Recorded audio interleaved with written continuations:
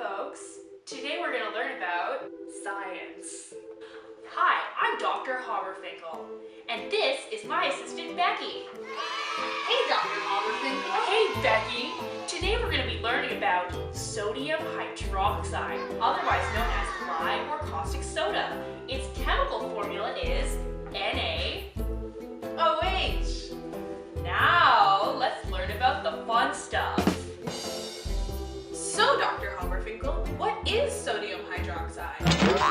Well, Becky, it's a white solid and highly caustic metallic base, an alkali salt, which is available in pellets, flakes, granules, and as a prepared solution at a number of different concentrations. Wow, Dr. Haberfinkel, that is so cool! Careful, Becky, don't eat that! That's a pellet of sodium hydroxide! It's not a cookie? No, I leave lots of dangerous chemicals lying around my laboratory. And make sure when you're handling sodium hydroxide, you wear goggles to protect your eyes from the corrosive material. Corrosive? That sounds scary. It is. Your eyes will burn out. Is sodium hydroxide really that dangerous? Well, let's look at the NSDS warnings for sodium hydroxide. It says here, 1 hour exposure of sodium hydroxide does not cause detrimental impact to humans, even to the most sensitive of people. For example, those with pre-existing respiratory disease. If the exposure is 1 hour or less, may cause burns on the eyes or skin and could cause permanent damage to your digestive tract. That's why it's important you don't eat it. I don't know, Dr. Haberfinkel. It doesn't really sound that dangerous. No, Becky, it's pretty dangerous. Lyes Kill. You die. So, Dr. Haberfinkel, how do you make sodium hydroxide? Well, it's a long process, Becky. Let's learn about it. Sodium hydroxide is produced through the chloralkali process, where sodium that's solid is obtained from this solution by the evaporation of water. Historically, sodium hydroxide was produced by treating sodium carbonate with calcium hydroxide in a reaction called causticizing. Ooh! Yep.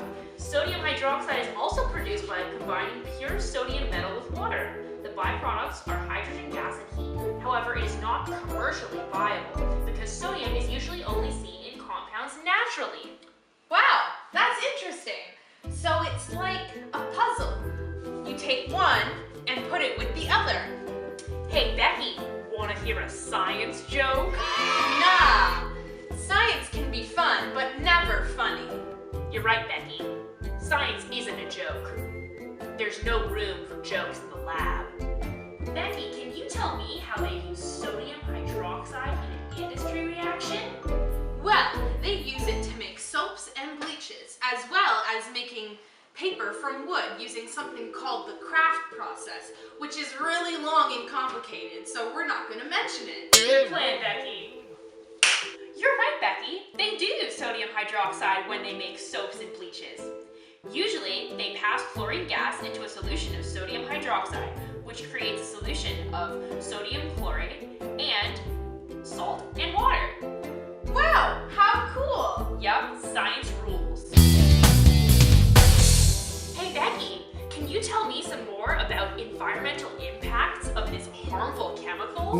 Well, it shouldn't be used too often considering it does bad things to the soil, the air, and the water. Oh no! Sometimes even the sodium hydroxide will combine with the water vapor in the air and it can create a harmful, corrosive aerosol that can burn your skin. What a mess, Becky! I know. So Becky, do you feel like you learned a lot today? I think I know everything there is to know about sodium hydroxide now.